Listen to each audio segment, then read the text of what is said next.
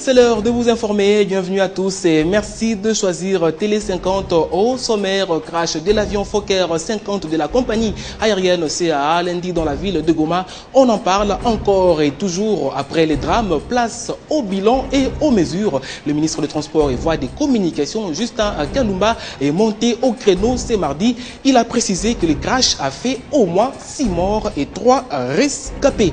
Et puis le football congolais risque gros après la CAF. C'est la FIFA qui entre en danse pour de rappel à l'ordre. Dans une correspondance adressée au gouvernement, l'instance suprême du football mondial menace de sanctionner la FECOFA et pour cause la note circulaire du ministre des Sports interdisant l'organisation de matchs nationaux dans les stades privés. C'est dès l'ingérence de la politique dans le sport, a martelé la FIFA.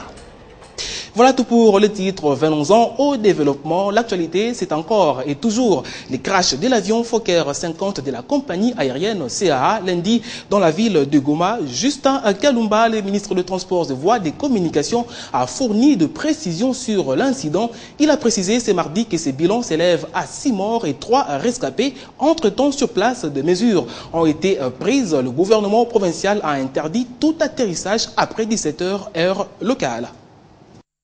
Selon les premiers éléments en notre possession et en attendant le résultat de l'enquête technique, l'accident serait dû aux mauvaises conditions météorologiques provoquées par l'orage.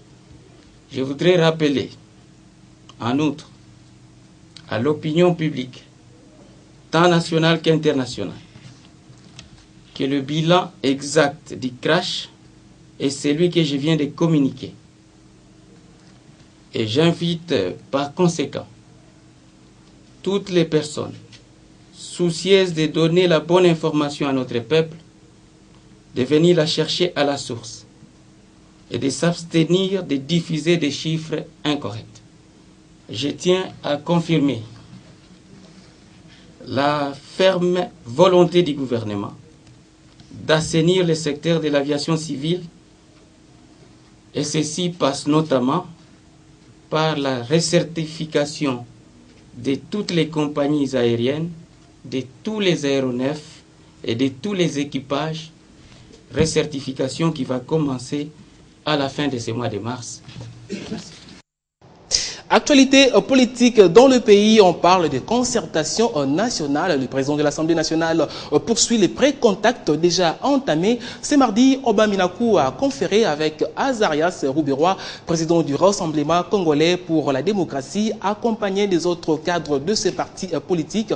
Le RCD soutient la démarche du chef de l'État, Joseph Kabila, de bâtir la cohésion nationale pour combattre toute forme de balkanisation de la RDC. Notre point de vue, c'est que si c'est des concertations qui ont un contenu qui va aider à régler le problème de la nation, évidemment, nous ne pouvons qu'être partenaires. Les uns et les autres estiment que c'est nécessaire de dialoguer. Le président de la République, qui lui a demandé de recevoir les différentes délégations, il tient beaucoup, selon le président de l'Assemblée nationale. Les autres forces, aussi bien politiques et sociales, tiennent à un dialogue. Alors nous souhaitons que ce dialogue se tienne effectivement, mais de façon consistante, abordant des questions de fond, débouchant à des principes de solutions qui devront être exécutés pour permettre à notre pays d'aller de l'avant, aussi bien sur le plan politique, économique et social. C'est depuis dimanche qu'une délégation polonaise de la garde frontière est à Kinshasa pour une mission de 5 jours. Et le lundi, elle a eu sa toute première séance avec le vice-ministre de l'Intérieur ainsi que les agents de la Direction générale des migrations. Au cœur de la question, la gestion des migrants congolais en Pologne et la coopération entre les deux pays. C'est une visite qui exprime le mieux la qualité des relations entre la Pologne et la RDC dans le domaine des migrations. Ce déplacement de la délégation polonaise arrive 5 jours seulement après la fin de la visite en Pologne du directeur général de la DGM. En tête de la délégation, le colonel Andriège de la garde des frontières de son pays. Les deux parties ont eu une séance de travail au cours de laquelle la partie congolaise a exprimé le souhait de connaître le nombre exact des résidents congolais en Pologne, leur nombre mais aussi leur situation au regard de la législation polonaise en matière des migrations. D'autres chiffres que l'on désire maîtriser, c'est également le nombre de demandeurs d'asile et le nombre de détenus congolais en Pologne. La maîtrise de ces chiffres, une base pour aborder la question générale de la migration des Congolais en Pologne. La Pologne qui dit bien traiter les Congolais même lorsqu'ils sont en situation litigieuse. La délégation a eu droit également à une visite du serveur central et des installations destinées notamment à la formation des agents. Et c'est par une audience auprès du vice-ministre de l'Intérieur, Egid Ngokoso, que la délégation polonaise a clôturé la journée de ce lundi. Une importante séance de travail est encore prévue pour mercredi, toujours ici à la DGM. Comment évoluent les activités de l'UCOP, cette structure qui coordonne plusieurs projets financés par la Banque mondiale? La question était au centre de la réunion ordinaire du comité ministériel de supervision de ce projet au ministère du Plan à Kinshasa. Il s'agissait de faire le point sur la réalisation trimestrielle de cet organe technique ainsi que de perspectives. Des travaux de réhabilitation ou construction d'infrastructures, des actions en faveur de plus démunis et plus vulnérables, c'est notamment le domaine d'action de l'UCOP qui, avec ce comité interministériel, devrait regarder dans le rétroviseur, 3 mois après plusieurs réalisations dans la capitale Kinshasa, comme dans d'autres provinces. Il a donc été question de recevoir le rapport du dernier trimestre, donc que je pourrais considérer comme le premier trimestre de l'année, mais également de parler d'un certain nombre de projets en cours et des perspectives d'avenir. Il y a un travail qui nous a été présenté par les coordonnateurs de l'ICOP, des propositions concrètes sur l'avenir de cette structure, et nous lui avons demandé d'approfondir le sujet et de nous faire des propositions beaucoup plus affinées que nous allons examiner au cours de la prochaine rencontre. Des projets à portée sociale pour lesquels il faut redoubler d'efforts, mais le travail déjà abattu est tout de même satisfaisant, reconnaissent les responsables, bien que beaucoup reste à faire. Et vous remarquerez que dans le domaine des travaux routiers, je vais revenir sur la question de votre confrère tantôt. Et nous avons programmé sur les 40 km prévus à Kinshasa, nous avons programmé 39. Et si je prends aujourd'hui, nous avons à main 30 km qu'on a réalisé, donc il nous reste 9 km à peu près, mais sur lesquels l'on travaille et nous espérons que d'ici la fin du projet, nous allons les terminer. Nous pouvons dire que les choses sont sous contrôle. Nous avons encore 3 mois pour suivre et comme on leur a retiré, ils ne vont plus se précipiter comme s'ils allaient encore intervenir à Matongué. Ils vont se concentrer maintenant sur Croix-Rouge et Itaga. Nous avons espoir qu'ils vont terminer. Des travaux qui sont exécutés avec l'appui de la Banque mondiale et la prochaine évaluation, c'est dans 3 mois.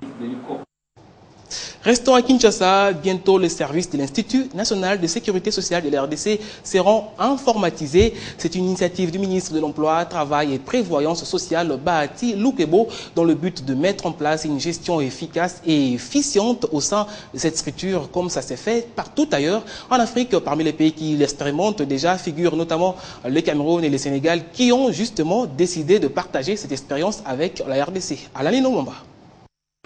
Ce sera une première, une fois ce projet matérialisé pour l'Institut national de sécurité sociale. Auprès du ministre de l'Emploi, Travail et Prévoyance sociale, le Camerounais Mekoulou Vondo Akam, conduit par Agnès Mouad-Nawesh, directrice générale de l'UNESS, il était question de discuter de cette réforme que Bahati Loukebo entend apporter au profit de la population congolaise bénéficiaire des services de cette structure qui, depuis sa création, n'a jamais vu ses services informatisés.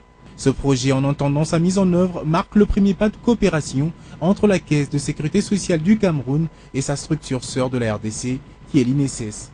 Le développement de programmes et systèmes de sécurité sociale est l'une des réalisations les plus marquantes du XXIe siècle dans le domaine de la politique sociale. Pour la RDC, dont les défis à relever dans ce domaine sont énormes, cette démarche est significative, car pour y arriver, le service devra travailler selon les normes internationales. Autre chose, l'Union pour la démocratie et les progrès sociaux, El Kibassa, a célébré lundi ses 31 ans. L'occasion était pour le président de ces partis d'exhorter l'assistance de plusieurs cadres de ces partis venus répondre à ces rendez-vous, à préserver et à travailler d'arrache-pied en faveur du rayonnement du parti. Face à une situation historique qui met la nation en péril, plus qu'une responsabilité, la cohésion nationale s'impose à nous tous. Acteurs politiques, société civile, forces de défense et de sécurité et toutes les forces vives de la nation. La proposition a rencontré l'assentiment d'une bonne frange de la population et cette célébration était une occasion pour Ogi Kibassa de saluer les consultations initiées par le chef de l'État Joseph Kabila en perspective du dialogue devant assurer la cohésion nationale. La situation sécuritaire plutôt préoccupante qui prévaut au Nord Kivu a été condamnée. De même, la rébellion du M23 et toutes les exactions commises. Nous saluons l'appel au dialogue du chef de l'État pour la réalisation de la cohésion nationale. Nous souhaitons que ce forum atteigne son objectif et qu'il soit abordé les questions relatives à la politique de la défense ainsi que de la diplomatie qui doivent s'intégrer dans une logique cohérente dans la durée. Nous pensons que le pays a besoin de l'apport de tous pour stopper net, alors stopper net cette machine de la balkanisation de la République démocratique du Congo. Au cours de cette même rencontre commémorative, cadres et militants de l'UDPS El Kibassa ont à l'unanimité répondu à cet appel, question d'exprimer leur attachement aux idéaux du parti. Avant de procéder à la présentation du nouveau comité fédéral de la ville de Kinshasa, qui a mission de redynamiser les activités de ce parti de la majorité présidentielle, son secrétaire général Séraphin Oumba a invité les militants à porter toujours plus haut l'étendard UDPS Kibassa.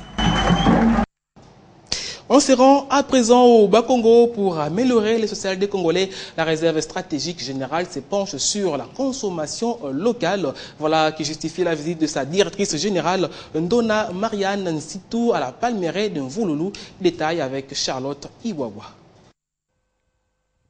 Exploiter la terre demeure la passion de la directrice générale de la réserve stratégique. Ici à Mvouloulou, dans le Bas-Congo, Ndona Marianne est venue visiter cette palmeraie vaste de plus de 50 hectares, assortie d'un parc à bois de plus de 40 hectares. Ici sera produit localement l'huile de palme. Les palmiers se portent très bien, à part que nous avons un très grand problème ici, il ne pleut presque pas. Et puis la main d'œuvre est très difficile à trouver parce que les gens s'adonnent à la braise.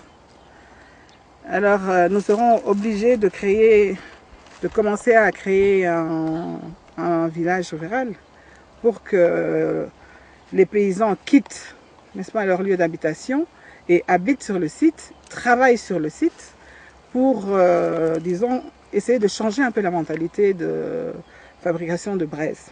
Nous sommes en train de suivre la vision du président de la République. Vous savez bien que la réserve stratégique est une structure qui dépend du chef de l'État.